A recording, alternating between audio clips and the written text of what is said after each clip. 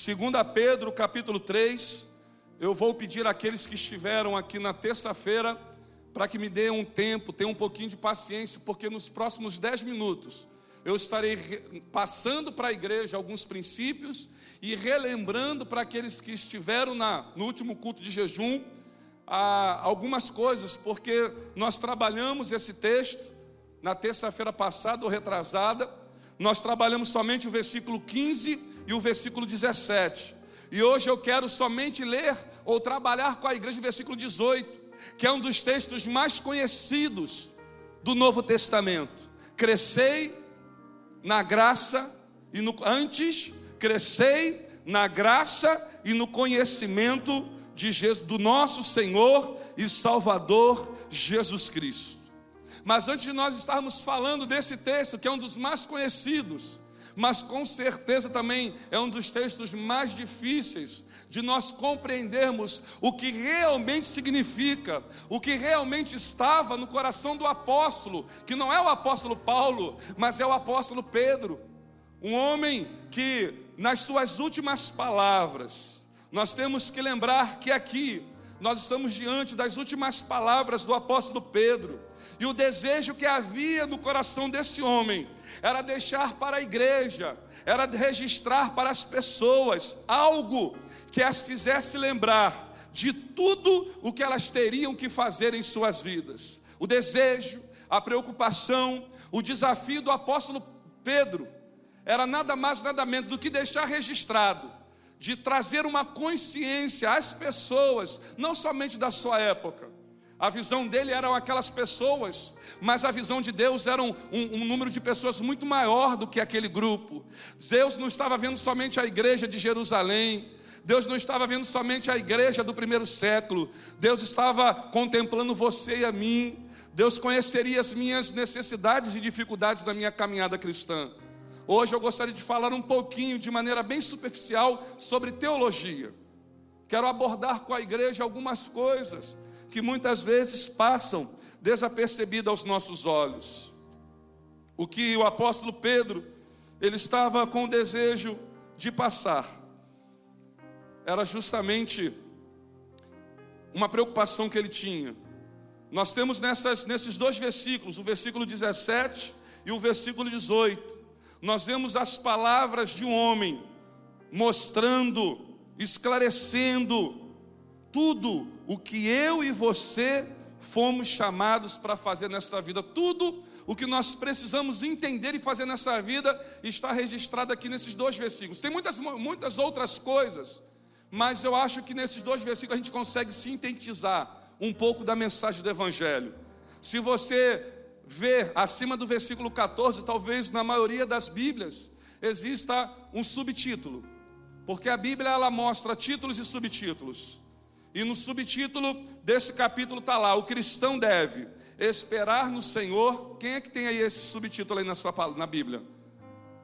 Pode abaixar. Quem não tem? Muita gente. Então, se você não achar que é pecado e tiver uma caneta, você pode escrever aí, lá no rodapé da sua Bíblia, lá em cima, né, ou aí nesse espaço que talvez tenha, os deveres do cristão. E o apóstolo Pedro enumera 4. Primeiro, o cristão precisa aprender a esperar no Senhor. Então, qual é o primeiro princípio que Pedro usa? Precisamos aprender a esperar no... Então, fale comigo. Eu preciso aprender a esperar no Senhor.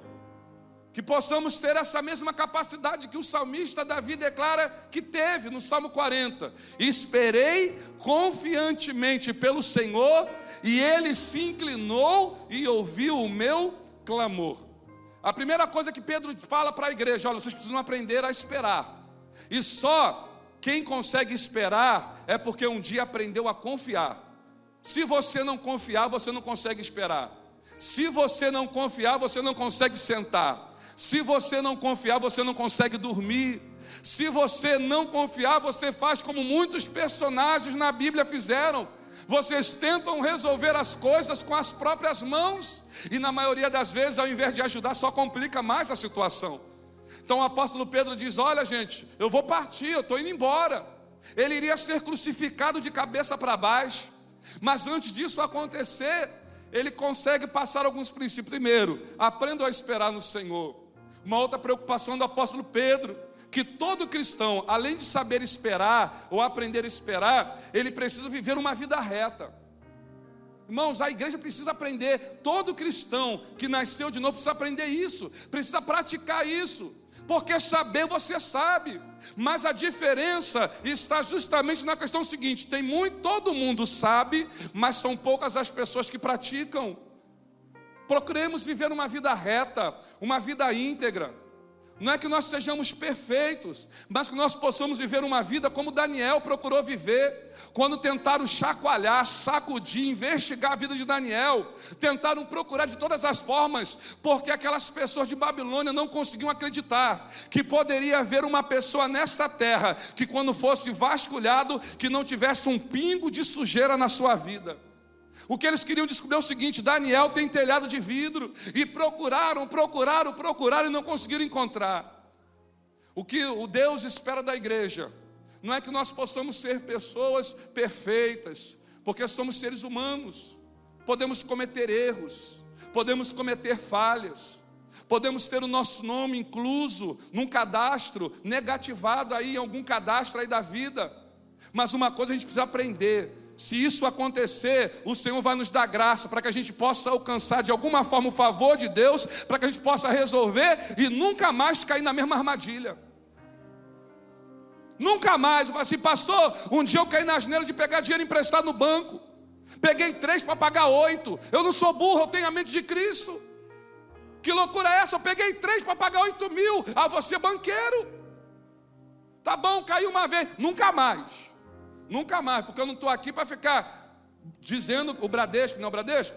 Ou é o Itaú? O banco privado que mais teve lucros nessa crise toda aí, é o segundo maior? Os dois, Itaú e Bradesco. Não tem nada com quem trabalha no Bradesco aqui, glória a Deus. Que Deus te mantenha lá no emprego. Mas a grande questão é: peraí, eu vou viver uma vida que honre e exalte ao nome do Senhor, vou tomar cuidado com algumas coisas, vou estar alerta a alguns princípios, vou ler mais a palavra do Senhor. Aí ele fala: o cristão deve esperar, viver uma vida reta, estudar as Escrituras e crescer em Cristo. E eu estava brincando na terça-feira o seguinte: gente, já preguei, essa é a mensagem. 4 princípios de uma vida com Deus: aprender a esperar, viver uma vida reta, estudar a palavra e crescer em Cristo. Então eu quero ler somente 2 versículos. O versículo 17, versículo 16. Ao falar acerca desses assuntos, como de fato costuma fazer em todas as suas epístolas, Pedro falando de Paulo, nas quais há certas coisas difíceis de entender, que os ignorantes e os instáveis deturpam, como também deturpam as demais escrituras, para a própria destruição deles. Vós, pois amados, isso é uma carta que Pedro faz para a igreja. Vós, pois amados, prevenidos como estáis de antemão, acautelai-vos, não suceda que, arrastado pelo erro desses insubordinados, descaiais da vossa própria firmeza. Eu quero somente pegar esse versículo. Cuidado, para que vocês não venham descair da vossa firmeza, da vossa fé, porque tem muita gente que está adentrando pelas igrejas de maneira sutil, pessoas que estão lendo a palavra e está entendendo a palavra de uma forma errada, pessoas que estão distorcendo, pessoas que estão criando um novo método, uma nova doutrina, pessoas que estão lendo a palavra, mas não estão entendendo como ela deveria ser entendida. E a Bíblia diz que toda vez que a gente cai nesse erro, a gente está trazendo maldição e destruição para as nossas próprias vidas.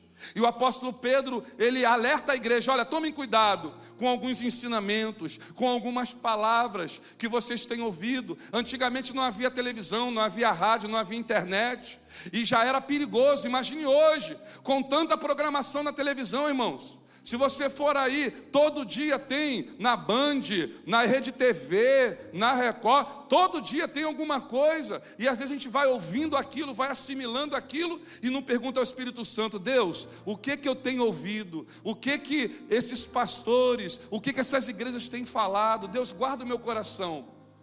E o apóstolo Pedro, ele começa a demonstrar uma preocupação com duas coisas. Primeiro, ele passa uma mensagem muito importante para a igreja: a necessidade da perseverança, da persistência, da estabilidade, da firmeza, da continuidade. O que mais estava entristecendo o coração daquele homem foi ter conhecido algumas pessoas, dentro da igreja, alguns cristãos muito inseguros, muito instáveis. E por isso ele pede para a igreja: olha, tomem cuidado, guardem bastante ou bem a fé de vocês, que vocês não venham descair da vossa firmeza, da vossa fé, porque também foi a preocupação de Jesus. Jesus, ele também preveniu os seus discípulos com relação a essa dificuldade. Por isso que muitas vezes, ou várias vezes, ele falava com os seus discípulos contra o perigo de desistir, de desanimar, de fraquejar, de ir embora, de retroceder.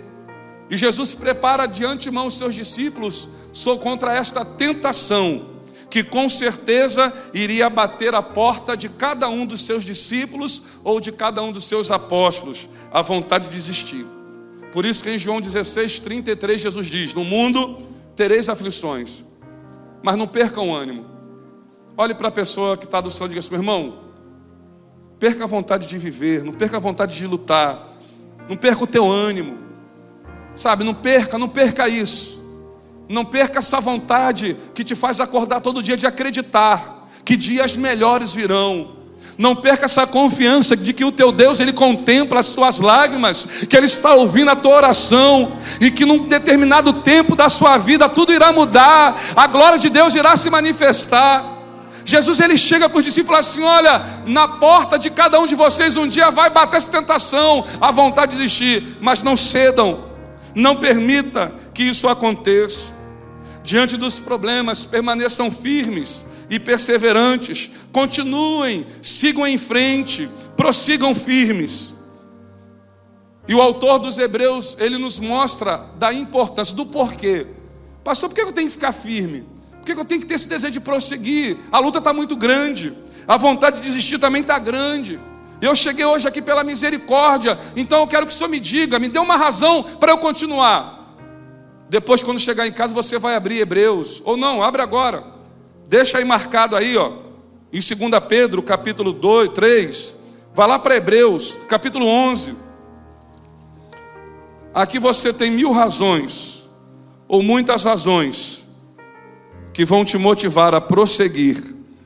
Versículo 8, capítulo 11, verso 9.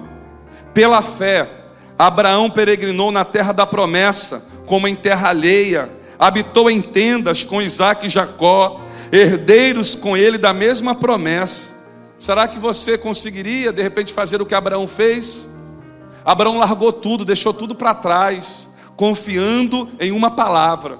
Só que quem deu a ele essa palavra não era uma pessoa qualquer. Quem lançou sobre o coração dele uma semente não foi um homem qualquer, não foi uma pessoa qualquer, não foi um rei qualquer, foi o Rei dos Reis e o Senhor dos Senhores. Deus lançou uma palavra no coração de Abraão, e Abraão, quando ouviu aquela palavra, falou assim: olha, o que Deus está falando comigo não são palavras, são promessas, e Deus tem palavra, e Deus tem promessas, e eu vou acreditar nas promessas de Deus para a minha vida, e vou seguir, vou abrir mão, vou largar aquilo que talvez me afaste dos planos de Deus, vou deixar tudo para trás. Porque uma coisa que Abraão descobriu é que Deus tem palavra, que Deus tem promessas. Versículo 10, ele fez tudo isso porque aguardava a cidade que tem fundamentos, da qual Deus é o arquiteto e o edificador. Irmãos, a importância de nós prosseguirmos é porque ao longo da nossa caminhada nós estaremos recebendo algumas bênçãos. Todas essas pessoas registradas em Hebreus capítulo 11 viveram tempos difíceis, mas prosseguiram, porque sabiam que no final de tudo, o que eles passaram, eles iriam descobrir que valeria a pena. Por isso que o último livro da Bíblia, o livro de Apocalipse, ele foi escrito por duas razões. A primeira e a maior de todas as razões pela qual o livro de Apocalipse foi escrito, porque tem uma recompensa para você. Olhe para a pessoa que está ao seu lado e diga assim: meu irmão, tem uma recompensa esperando por você. Tem um galardão, tem uma coroa. O livro de Apocalipse não é para amedrontar, não é para angustiar o coração de ninguém. Quando fala de besta, de dragão, da mulher, do princípio das dores, de guerras, de fome. Quando o livro de Apocalipse foi escrito, não foi para apavorar a igreja, mas foi para esclarecer a igreja que nós temos uma recompensa aguardando por nós nos céus. E é por isso que estamos aqui nesta noite, é por isso que não largaremos o Senhor, é por isso que prosseguiremos, primeiro porque teremos uma recompensa. E o livro de Apocalipse também foi escrito para nos revelar e nos mostrar tudo o que irá acontecer, simplesmente por uma razão: para nos preparar para tudo isso. O livro de Apocalipse ele foi escrito para essas duas razões: te mostrar a recompensa e te preparar para aquele grande dia, porque quando esse dia chegar, você vai estar preparado. Agora, volte lá para 2 Pedro, versículo 18, um dos versículos mais conhecidos. Antes, crescei na graça e no conhecimento do nosso Senhor e Salvador Jesus Cristo. Ponto. Pode parecer que o versículo acaba aqui, mas ele não acaba, ele continua. Mas a segunda parte desse versículo eu quero trabalhar com vocês um pouquinho mais tarde. Antes eu quero somente trabalhar essa questão do apelo. O apelo que o apóstolo Pedro fez. E nessas palavras desse homem, ele nos mostra exatamente o que a gente deve fazer. A forma como Pedro se expressa é bem interessante, porque ele nos mostra ou nos sugere que a única maneira de não retrocedermos, porque no versículo 17 ele fala: teve muita gente que parou, teve muita gente que retrocedeu, teve muita gente que descaiu da sua fé, da sua firmeza. E ele fala assim: a única forma, o versículo 17 mostra pessoas que ficaram para trás, o versículo 17 mostra pessoas que desanimaram, pessoas que retrocederam. E no versículo 18, Pedro, ele nos mostra, ou nos sugere, que a única maneira de evitar a queda, o esfriamento e o pecado é ir avante. Ao invés de escorregar, ao invés de fraquejar, ao invés de errar, vocês devem procurar crescer e amadurecer. Para o apóstolo Pedro, essa é uma das únicas formas de nós não retrocedermos e nem descairmos da nossa fé. Para Pedro, permanecer parado, estático, estagnado na vida cristã era algo muito perigoso. E por isso ele fala assim: vamos crescer, vamos amadurecer na graça e no conhecimento. E se tem alguém na Bíblia que tem autoridade para falar de crescimento, de amadurecimento e de mudanças, esse alguém era o apóstolo Pedro. Porque quando você pega a vida dele antes do Pentecostes, você vai ver que ele se precipitou quando ele deveria esperar, que ele dormiu quando deveria estar orando e que ele falou quando deveria estar ouvindo. Então esse homem, ele tinha propriedade, ele tinha autoridade, porque quando ele olha para trás e ele se vê, ele vê no momento daquela carta um homem mudado, um homem transformado, um homem amadurecido. Porque quando ele olha para trás e fala assim: meu Deus, como eu fui precipitado em alguns momentos, quantas vezes eu deveria ter ouvido, mas o impulso me levou a falar. Quantas dores, quantos males, quantos prejuízos eu poderia ter evitado simplesmente fechando mais a minha boca. Irmãos, o Espírito Santo está falando com algumas pessoas aqui nesta noite. O Espírito Santo está te exortando, ele está te confrontando, porque ele espera, através do Espírito Santo que habita em você, que você comece a demonstrar algumas atitudes diferentes das quais você tem mostrado. Você tem se precipitado em algumas áreas da sua vida. Você tem se agitado quando de repente Deus mandava você somente esperar. Você tem dormido quando o momento que você está vivendo é para orar. Você tem deitado na sua cama quando na verdade você deveria, se você tem dificuldade para acordar, bota um despertador. Bota lá 3 horas, 15 minutos, mas vai de madrugada, porque a Bíblia diz: eu amo os que me amam, e aqueles que de madrugada me buscam me encontrarão. Não é 1 hora esperar, porque de madrugada a fila está menor, que seja. Mas tem pessoas aqui que estão paradas, estagnadas, quando na verdade deveriam estar de joelhos dobrados, de boca no pó, como Jeremias, porque tem esperança. Deus quer mudar o quadro, Deus quer transformar essa situação, mas para isso Deus espera de você oração. Talvez Deus esteja falando com algumas pessoas aqui: cala mais a tua boca, fecha mais a tua boca, mulher. Para de confrontar, não é o momento, não é a hora. Eu vou dar a hora, deixa eu falar por você. Sou eu que te defendo, eu sou a tua justiça. Não queira brigar, não queira falar. Bota o teu joelho no pó, fecha a boca e fala com Deus.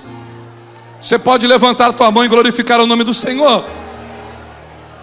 E ele fala, o apóstolo Pedro, ele faz um apelo: crescei. Mas a grande questão é, e juntos vamos procurar descobrir o que Pedro queria dizer com crescer na graça e no conhecimento. O que ele queria dizer, e uma outra coisa, como nós conseguimos crescer na graça e no conhecimento. Primeira coisa que nós entendemos ou aprendemos, 2 Coríntios, capítulo 5, verso 17. Abra lá, por favor. Diz assim: se alguém está em Cristo, nova criatura é. As coisas antigas passaram, e eis que tudo se fez. Você pode repetir comigo? Se alguém está em Cristo, nova criatura é. As coisas antigas passaram, e tudo, ou eis que tudo se fez novo. Na cabeça, no coração do apóstolo Pedro, ele começa a perceber, a entender o seguinte: que não pode haver crescimento se não houver nascimento. Vou repetir: não pode haver, porque ele diz crescei. Ele faz um apelo, ele dá uma ordem, fala assim: irmãos, igreja, nós como igreja do Senhor precisamos crescer. E quando ele usa essa palavra crescer, ele queria passar a ideia seguinte: que não pode haver crescimento se não houver nascimento. O apelo que Pedro faz é para aqueles que haviam recebido nova vida, aqueles que já haviam nascido da água e do Espírito. João capítulo 3 fala de um homem que muito inteligente, muito sábio, e Jesus começa a falar para ele o seguinte: olha, Nicodemos, você é uma pessoa inteligente, você é mestre da lei, você conhece as escrituras, mas uma coisa que você não conseguiu entender: você só vai crescer e amadurecer se você nascer de novo. E esse nascimento exigido por Deus é nascer da água do Espírito. Eu quero convidar a igreja a fechar os seus olhos, a curvar a sua cabeça, porque eu não posso dar prosseguimento nessa mensagem sem dar essa parada estratégica nesta noite. Pedro aqui de forma alguma estava querendo dizer que os cristãos são melhores do que as outras pessoas. Não somos melhores do que ninguém, mas nós somos simplesmente diferentes. Todos com os olhos fechados. Eu não tenho como te orientar, eu não tenho como estudar com você a palavra de Deus, eu não tenho como passar alguns princípios, eu não tenho como passar algumas orientações para que você possa crescer na graça do conhecimento, sem antes ter passado pelo novo nascimento, pela regeneração, pela adoção, pela justificação, pelo perdão dos pecados. E eu quero que toda a igreja com os olhos fechados entre em espírito de oração, porque eu quero fazer uma pergunta: se tem alguém aqui no nosso meio que ainda não aceitou a Jesus, eu gostaria de te convidar nesta noite a sair do seu lugar e a entregar a sua vida aqui. Eu quero entregar a minha vida a Jesus. Eu quero realmente experimentar o agir de Deus na minha vida. Eu quero que o Senhor me liberte em algumas áreas. Eu quero que o Senhor trabalhe no meu coração. Eu quero receber um novo nome. Eu quero ter o meu nome escrito no livro da vida. Eu quero realmente crescer na presença do Senhor.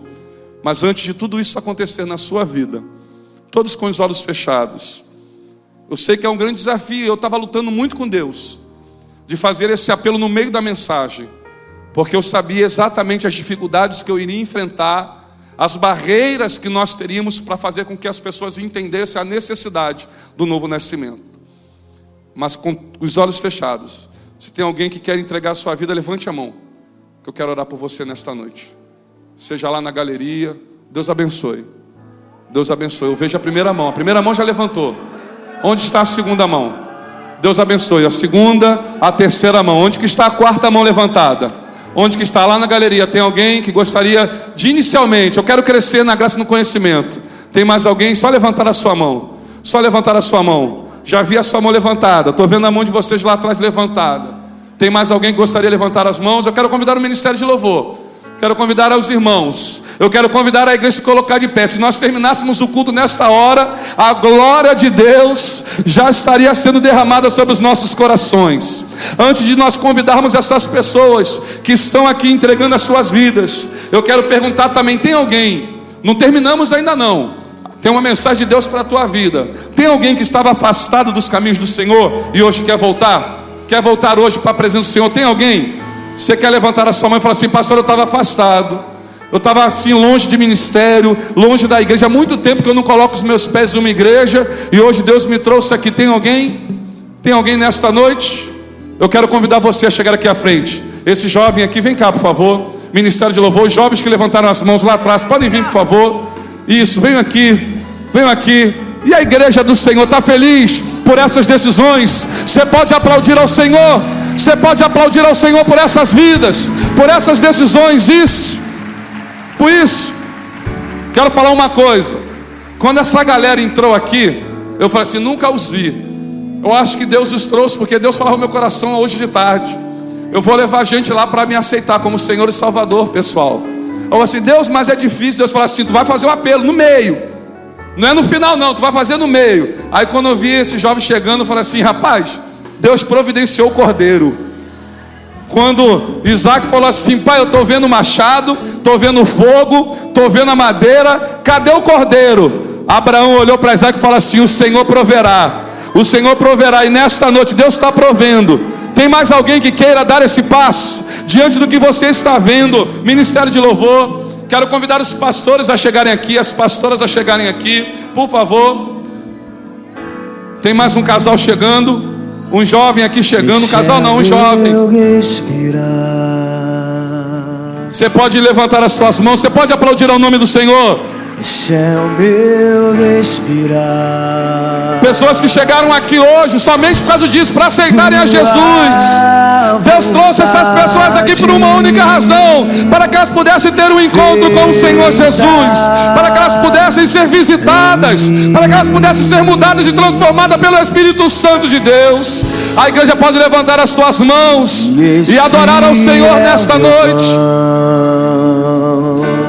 Você pode declarar isso: esse é o meu pão. E este é o meu pão. Adore ao Senhor. Santo Espírito, declare isso nessa noite. Que Ele venha ser o nosso respirar, a nossa razão de existir.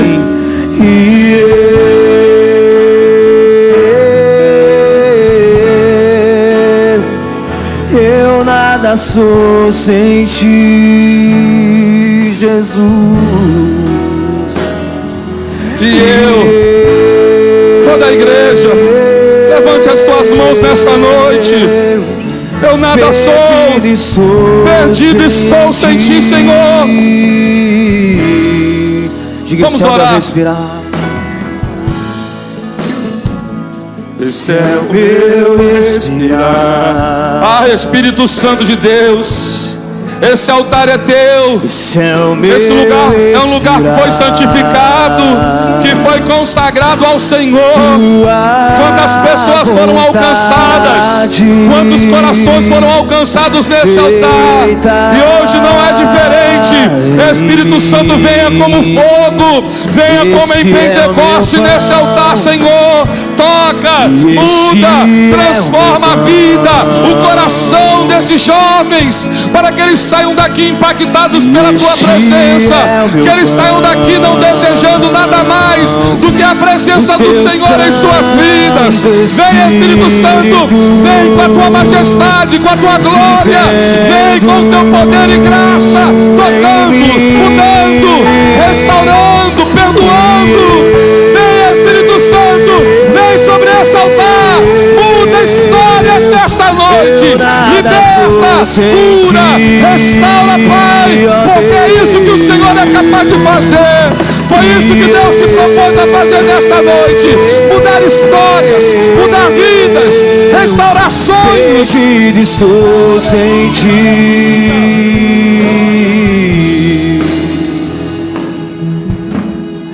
Oh Deus, toda a igreja começa a orar, estenda as suas mãos para o altar.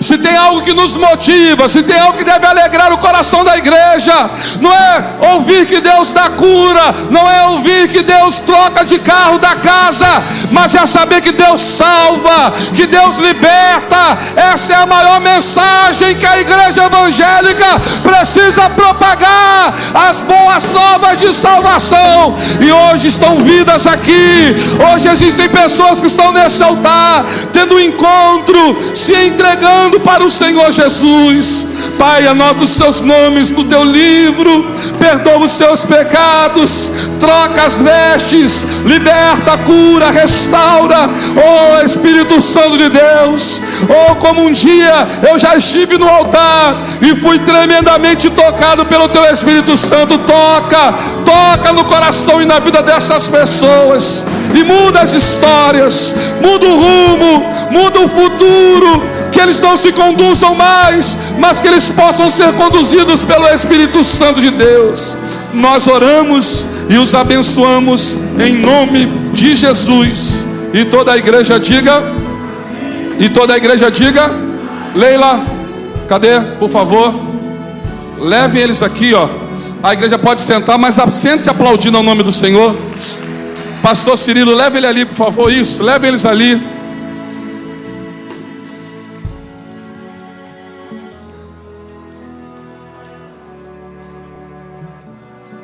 Você pode dar um glória a Deus? Você pode abrir a tua boca, dá um glória a Deus aí mais forte. Glória a Deus. O apóstolo Pedro, ele fala assim: primeira coisa, para que uma pessoa cresça na presença de Deus, é entregar a sua vida a Deus. E tenha certeza que a vida dessas pessoas não será mais as mesmas. O Senhor vai começar uma grande obra na vida delas hoje, porque foi para isso que Deus as trouxe aqui.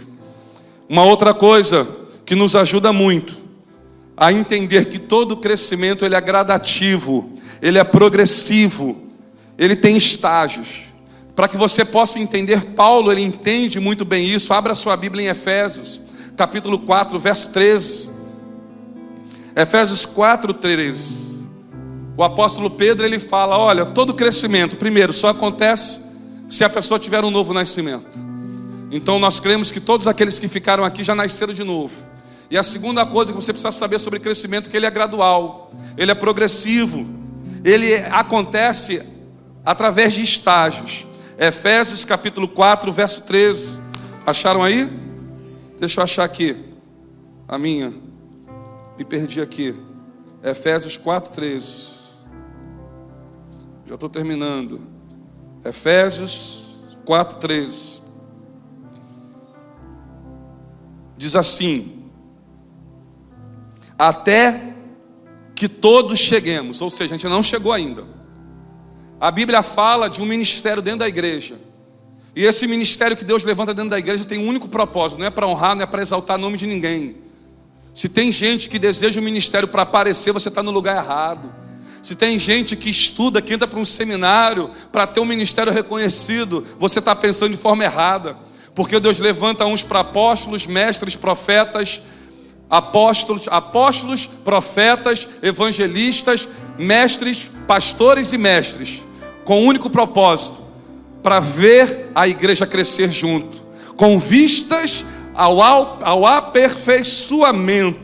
Versículo 12: dos santos para o desempenho do seu serviço. Ou seja, Deus trabalha na minha vida para que Deus possa me usar para a sua vida, para que você possa crescer no conhecimento de Deus, para que você possa fazer o que eu fiz por você, para que você faça na vida de outras pessoas. E é uma corrente do bem, é uma corrente. Deus trabalha na minha vida, eu ajudo a tua vida, você vai crescendo em Deus para ajudar outra pessoa, e assim sucessivamente. Essa corrente não pode parar, essa corrente não pode estagnar. Então dá uma catucada na pessoa que está ao seu lado e diz assim: meu irmão, você tem que fazer a tua parte.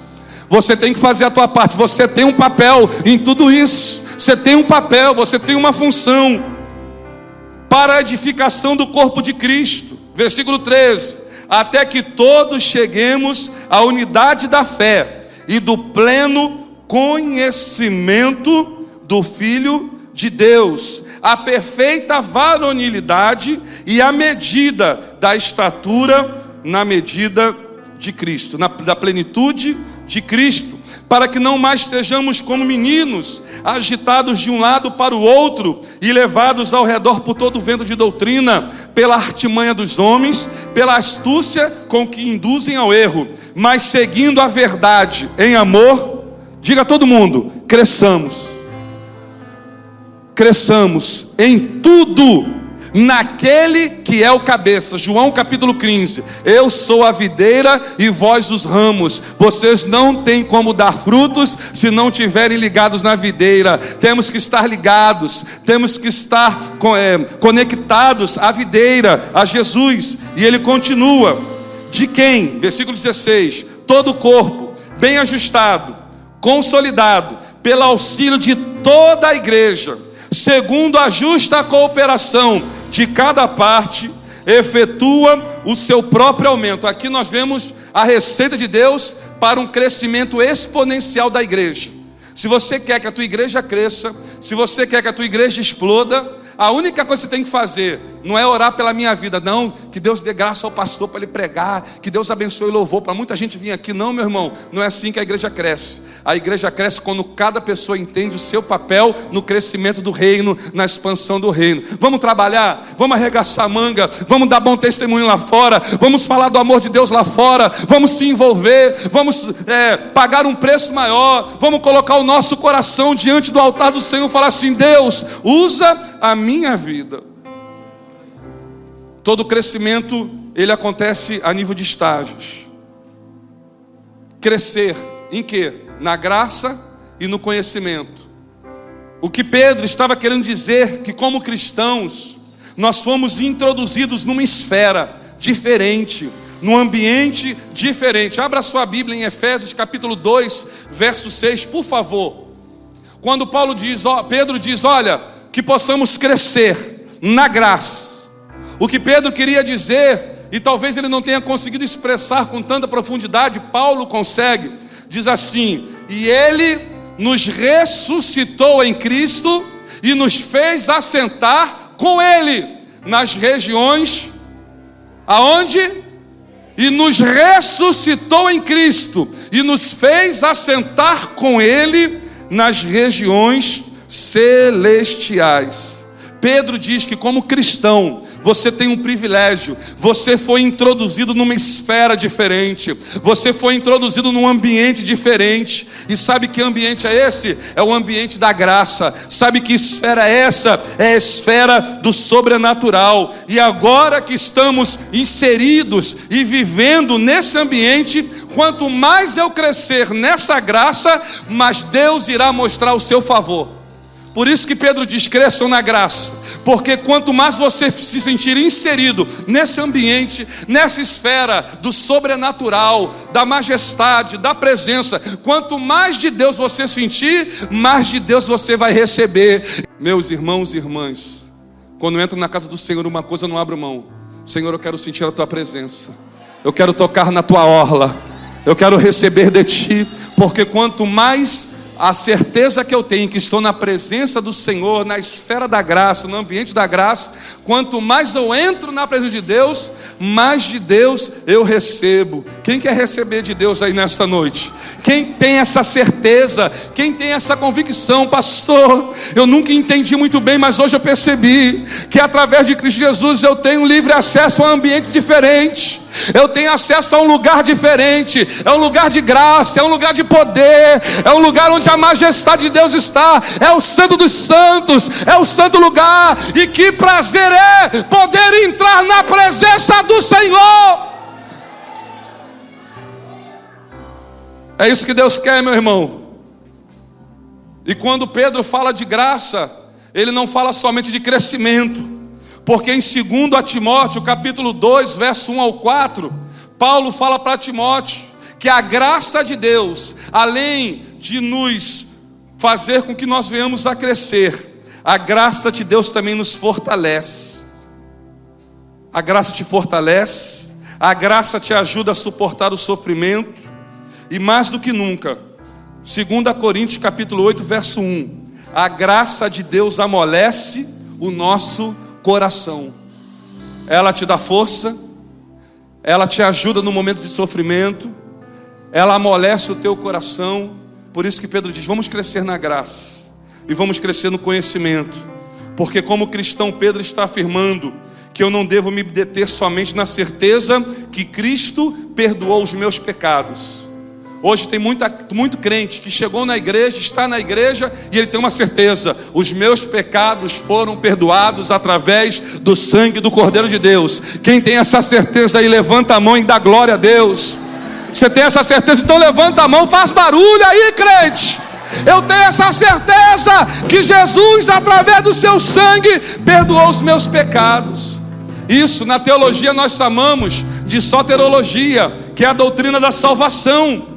Mas o que nós devemos entender, e que o apóstolo Pedro queria fazer com que a igreja entendesse, é o seguinte: que existe mais, existe muito mais do que simplesmente eu saber que os meus pecados foram perdoados. Eu preciso entender que cada vez mais eu preciso entender de um conflito espiritual que está sendo travado todos os dias, por todos os lados ao meu redor. O nome disso é batalha espiritual. A igreja hoje está muito infantil, muito imatura, muito negligente, muito desligada com essa realidade. Meu irmão, existe um inimigo nosso que é voraz, que anda ao nosso derredor, rugindo como leão, procurando a quem possa devorar. Então que você saiba que existe uma batalha, mas o general dos generais está na nossa frente. Eu não sei somente que o meu nome, que eu fui perdoado, mas eu sei que existe um Deus que peleja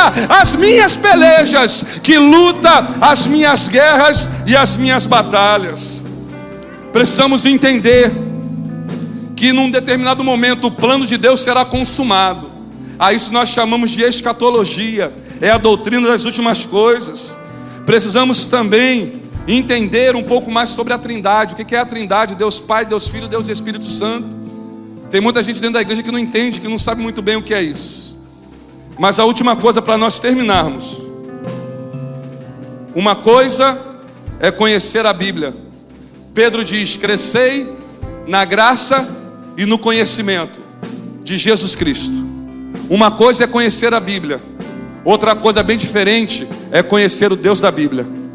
O que Pedro estava alertando ou desafiando a igreja é o seguinte: eu não quero crentes que conheçam a Bíblia de Gênesis e Apocalipse.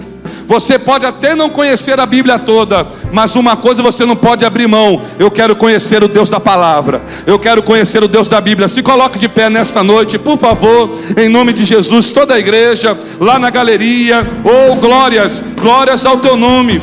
Quanto mais eu conhecer a Cristo, mais eu estarei firme nas promessas. Rapidamente, 4 sugestões ou 4 princípios para aqueles que querem crescer na graça e no conhecimento. Primeiro, seja mais seletivo naquilo que você lê. Vou repetir. Primeira dica para quem quer crescer: seja mais seletivo naquilo que você lê. Você pode ler 50 tons de cinzas, 50 tons de marrom, 50 tons de branco, 50 tons de vermelho. Você pode ver a saga Crepúsculo 1, 2, 3, 4, 5. Você pode ler isso tudo, mas nunca deixe de ler a palavra do Senhor. Seja mais seletivo, deixe algumas leituras de lado e mergulhe na palavra do Senhor, porque Deus quer se revelar a você na palavra dele. Olhe para a pessoa que está do seu lado e diga isso: meu irmão, leia mais a Bíblia. Deus quer falar contigo. Deus tem coisas profundas para revelar para você na palavra dele.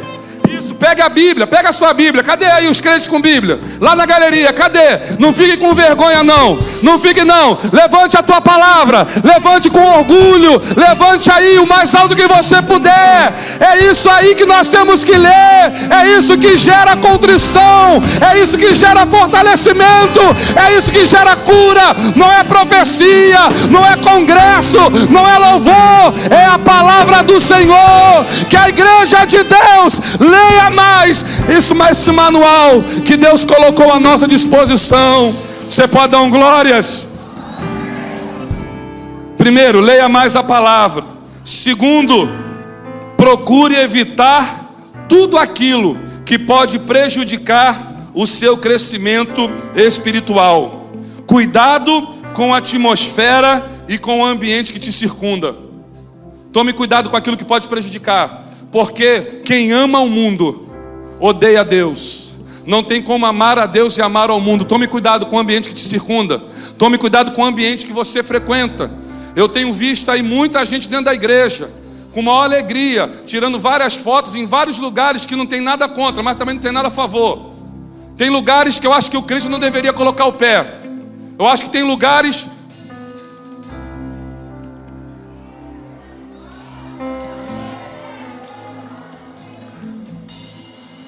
Irmãos, não sou uma pessoa radical, mas eu sei de onde Deus me tirou. Cuidado com os barzinhos que você entra. Cuidado com os vinhos que você vem bebendo. Cuidado com as músicas que você vem ouvindo.